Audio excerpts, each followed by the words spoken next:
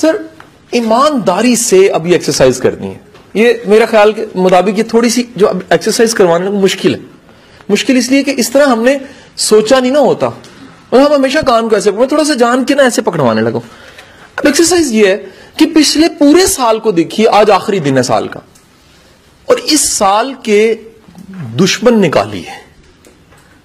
دشمن وہ ہوتا ہے جو آپ کا وقت ضائع کرتا ہے. وہ تمام ایکٹیویٹیز اور کاموں کی لسٹ بنائیے جنہوں نے آپ کا وقت ضائع کیا.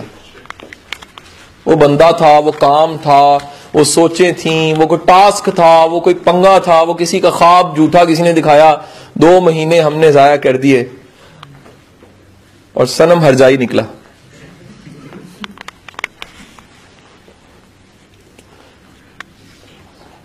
دس ایکسرسائز کے 2 مقاصد ہیں. اس کو سامنے رکھیں گے تو ذرا اچھی لکھی جائے گی. اس کا ایک مقصد ہے احساس زیاں پیدا کرنا, اقبال کی فلسفی میں, کہ آپ کو یہ فیل ہو کہ کچھ ضائع بھی جاتا ہے. اور دوسرا اس کا مقصد یہ اپنے مزاج کو ڈھونڈیے کہ آپ کے ساتھ ہوتا کیا ہے, وقت ضائع کیسے جاتا ہے آپ کا. خود کو ذرا کھوجیے, ہوتا کیا آپ کے ساتھ, وقت ضائع کیسے جاتا ہے. پہلی کیا ہوئی ہوگی سر, فیس بک. سر فیس بک سے اچھی چیز کوئی نہیں ہے بشرطے آپ کے پاس مقصد ہو. میں کہتا ہوں بازار سے اچھی چیز کوئی نہیں ہے اگر کچھ خریدنا ہو, لیکن اگر صرف بازار میں آپ نے ونڈو شاپنگ میں ٹائم پاس کرنا ہو تو بڑی خوفناک چیز ہے. پھر آپ بہت اچھی چیز ہے.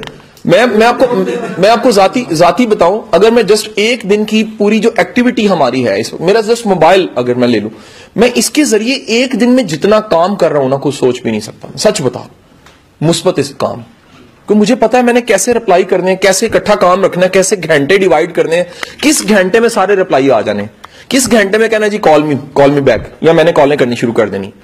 اس کا نتیجہ یہ بنا کہ یہی ڈیوائس اتنا فائدہ دینے لگ پڑی ہے. اور جب تک نہیں تھا تو پھر ایک ہی بات تھی, اور سناؤ جی, یہ بڑا مشہور ہے, اور سناؤ جی, پھر اور سناؤ, پھر آج کی پکایا پھر. اچھا نتیجہ یہ ہوا, اچھا اب میرے ساتھ اب نئے جتنے بھی آنے والے لوگ ہیں, ٹیم ممبرز جو نئے آتے ہیں, اس میں کچھ لوگ مائنڈ کر جاتے ہیں. میں انہیں کہتا ہوں یار میرا بیٹا, ساتھ چلنے کے لیے مزاج آشنائی بڑی ضروری ہوتی ہے. آپ ٹیم کا مطلب ہے ساتھ چلنا. میرے مزاج کو سمجھو, میرے مزاج میں 2 چیزیں بدرجہ اتم موجود ہیں. ایک میں پرو ایکٹیو ہوں, دوسرا میں وقت ضائع نہیں کرتا. اور سناؤ جی نہیں کر سکتا. میری نہیں بات سمجھے کہ سر کل ایک بچے کی مجھے کال آئی, سر وہ آپ نے نا, آپ پہ کسی نے MBA کا تھیسس کیا تھا تو وہ ذرا مجھے بتائیں گے کہاں پڑا ہوا ہے لنک اس کا. میں کہا بیٹا میں نے پیچھے مڑ کے کبھی نہیں دیکھا چیزیں کہاں پڑی ہوئی ہیں, کسی نے کیا نا اس سے جا کے پوچھو کون ہے. میں کہا مجھے نہیں پتا. نہیں سمجھے. مجھے ایک جملہ 1 ارب کا لگا جاوید چودھری کا. میرے دوست ہے منور صابر صاحب, وہ کالم لکھتے ہیں نوائے وقت میں, جاوید چودھری ایکسپریس میں لکھتا ہے, اور جاوید چودھری کالموں کی وجہ سے ایک بہت بڑا نام. منور صابر صاحب نے جاوید چودھری سے پوچھا میرے سامنے کہ چودھری صاحب وہ ایک دفعہ 2001 میں آپ کا کالم آیا تھا, آپ کو یاد ہے؟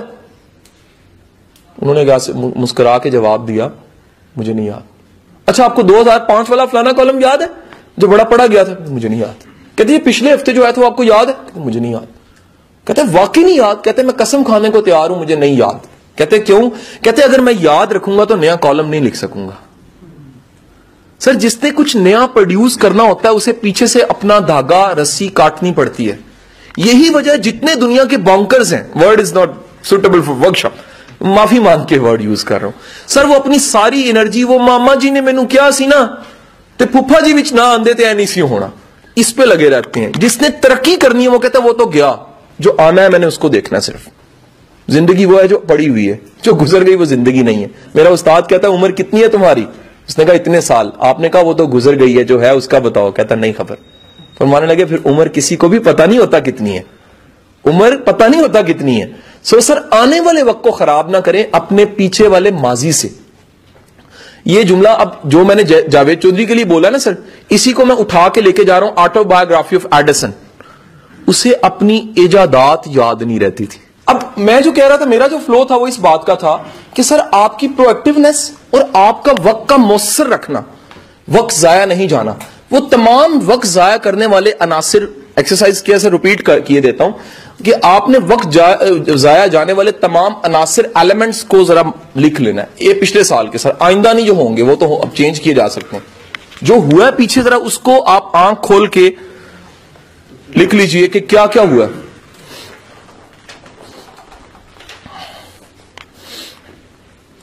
ایٹ لیسٹ میرا سجیشن ہے تھوڑا سا محنت کر کے 10 سے زیادہ ہونے چاہیے, ہوں گے, ہوتے زیادہ ہی ہیں, منیمم 10 ہوں, کیونکہ جو اس کے بعد ایکسرسائز ہے اس کے بغیر نہیں ہوگی اگر 10 نہیں ایکٹیویٹیز.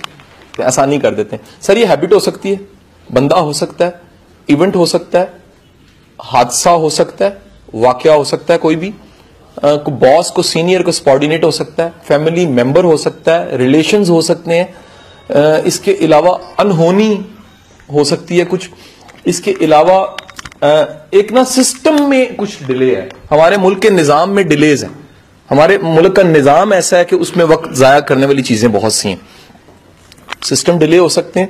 اس کے علاوہ آپ کی ناسمجھی ہو سکتی ہے, آپ کے ایموشنز ہو سکتے ہیں, آپ کا مزاج ہو سکتا ہے, آپ کا ایک سرکل ہو سکتا ہے, دوستوں کا سرکل, کہ انہوں نے مل کے میرا بہت وقت ضائع کیا, یا یہ وقت ضائع ہوا میرا.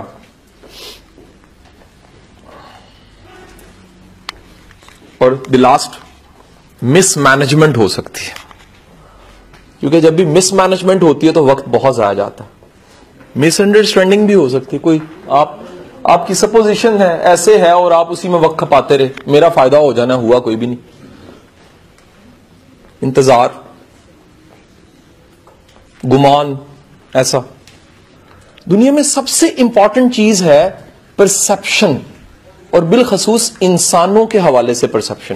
دنیا میں لوگ برے اور اچھے نہیں ہوتے, یہ پرسپشن کہ کس بندے کو ہم نے کہاں رکھنا ہے تو ٹھیک ہے, اس حد سے آگے بڑھائیں گے تو وقت کا ضائع ہونا شروع ہو جانا ہے.